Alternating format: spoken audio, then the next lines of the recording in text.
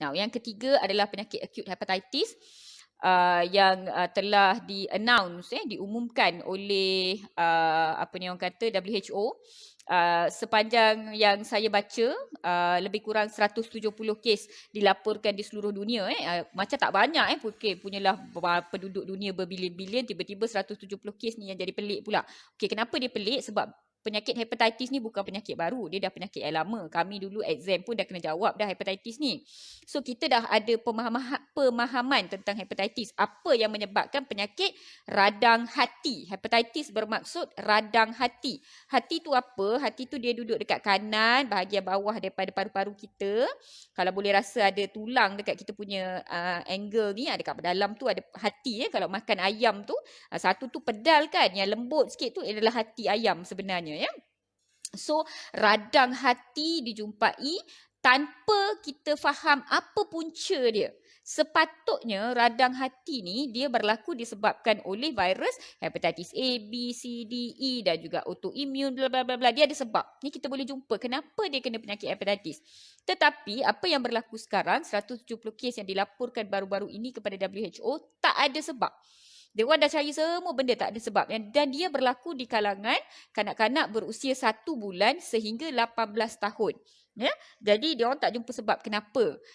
Daripada lebih kurang 170 tu, dia kata lebih kurang 20 adalah disebabkan oleh virus COVID dan 74 pula dia jumpa positif adenovirus. Tetapi dia masih tak pasti adakah itu yang menyebabkan radang hati tu, dia tak pasti. Cuma dia jumpalah virus tu dalam pesakit-pesakit tersebut.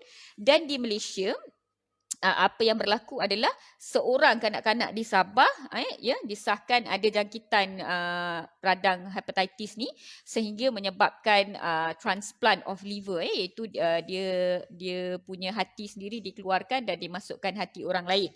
Dan kalau you all nak tahu, penyakit radang hati ni gejala dia adalah yang pertama demam kuning, jaundice, yang macam baby baru lahir tu kan kita tengok kuning kan. Dia sebabkan radang hati lah tu. So dia dia kuning yang pertama. Lepas tu dia setengah budak kita tak nampak dia kuning, kita nampak dia pucat. Yang kedua, dia lemah, lesu, letih, kurang selera makan. Dan yang paling selalu ibu bapa jumpa adalah kencing dia berwarna perang, berwarna coklat, berwarna perang. Kita panggil disebabkan oleh adanya urobilinogen tu yang dikeluarkan, bilirubin tu disingkirkan melalui air kencing. Jadi kulit kuning, air kencing macam TO. Itu adalah gejala acute hepatitis ni. Jadi buat masa sekarang dia macam confuse seluruh dunia kenapa ia berlaku, tak jumpa sebab apa. Tapi tak banyak lagi lah buat masa sekarang, about 170 cases yang sepanjang yang saya baca. Dan satu kematian. Ada beberapa yang memerlukan pemindahan organ hati, kita panggil liver transplant, tak silap saya 4, tetapi kematian 1 sahaja buat masa sekarang. Jadi kenapa saya bangkitkan perkara ini juga kepada kalian semua, kepada semua ibu bapa di luar sana, kalau anak nampak pucat ataupun kuning, air kencing dia perang, dia pelik. Air kencing budak-budak kita kalau dia tak minum air memanglah pekat sikit, itu lain. Ini memang air kencing colour TO, macam ni, memang TO betul-betul. Air kencing colour TO, pekat, kulit kuning ataupun pucat, nampak lemah, lesu, letih, kurang selera makan. Don't take things for granted, jangan tunggu lama-lama, tolong bawa pergi hospital dengan segera.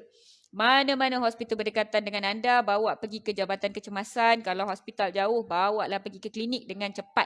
Jangan tunggu lama, sebab bukan mudah untuk tiba-tiba kita nak ajar mak bapak untuk pandai nengok budak ni ada jaundice ke tak, budak ni ada air kencing dia coklat ke tak. Tidak, kalau anda risau, anda tengok something is not right, terus bawa pergi hospital, check terus, because this is happening di kalangan kanak-kanak berumur 1 bulan sehingga 18 tahun. Alright, so ini tak ada kena-mengena dengan vaksin lah, dengan COVID lah, dengan apalah. So far kita nampak macam tak ada kena-mengena, tetapi kajian masih dilakukan. Alright, macam you all tahu, kurang daripada 2 tahun mereka tak terima, kurang daripada 5 tahun dekat Malaysia ni mereka tak terima vaksin COVID pun. Tetapi masih masih mengalami gejala-gejala sebegini. So kita nak faham kenapa ia berlaku. Alright. So itu yang saya nak pesankan kepada anda semua, especially tentang hepatitis ini. Ya, saya tahu ada ramai doktor-doktor yang dah tulis berkenaan dengan perkara ini, tetapi mungkinlah ya agenda Yahudi ke, agenda Bill Gates ke, agenda apa ke, saya tak tahulah macam yang Rozasmi cakap ni dan Mike cakap ni. I don't know agenda siapa, tapi anak kita, amanah kita, tanggungjawab kita yang kena tengokkan. Tak kisahlah agenda siapa pun, tetapi kita yang kena jaga anak kita yang kena tengok-tengokkan dia. Kadang-kadang dia pun tak reti nak, apa ni orang kata, nak komplain kat kita, nak cakap mami air kencing saya warna pekat ke apa, mungkin dia tak reti nak cakap. Jadi kita lah yang kena jenguk-jengukkan, yang kena tengok-tengokkan sedikit, kena lebih cakna, kena lebih prihatin terhadap gejala di kalangan kanak-kanak buat masa sekarang. Ni kena ekstra mata. Dan kepada golongan majikan pun, tolonglah please be more kind to parents, be more kind to people. Lepas musim raya ni, musim cuti ni, dia orang nak balik bekerja, please be a little bit more tolerable to them. Kalau zaman COVID tu ramai yang boleh work from home. Mungkin sekarang jika perlu, benarkanlah ia berlaku kepada mereka. Let's not be too rigid. Let's be more humane. Kita do our best sebab in the end of the day, life is more important. Itu yang saya nak cakap. So,